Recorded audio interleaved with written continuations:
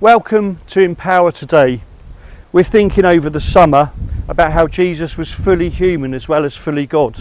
And last week we thought about him seeing the segregation in the temple and how it made him angry. Today we're thinking about tasting.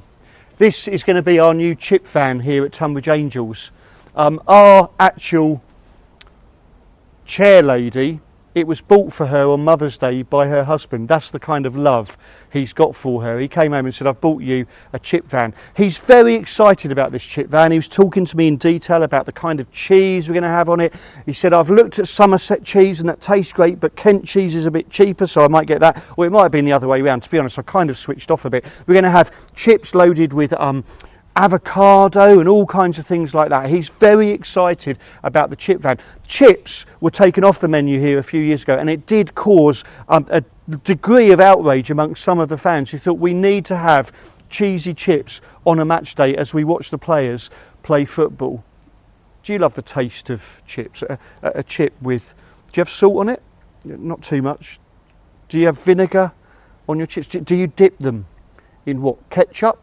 Tartar sauce if you're having it with fish, brown sauce as I call it, daddy's sauce, maybe mustard. Do you go for a mustard alongside your German sausage or whatever it is that you have?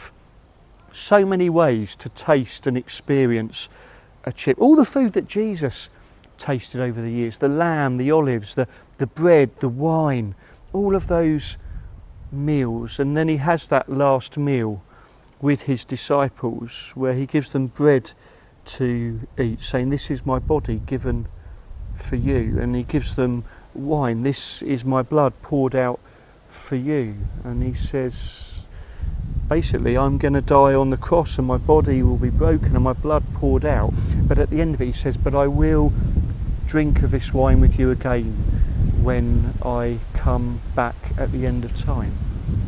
And after that they went out to the Garden of Gethsemane, and Jesus asked his disciples to stay awake and pray, which they failed to do. And in that garden Jesus tastes something different. Jesus tastes fear. Jesus prays to his heavenly Father and says, if there's any way that this cup can be taken from me, please take it away. And Jesus hears silence.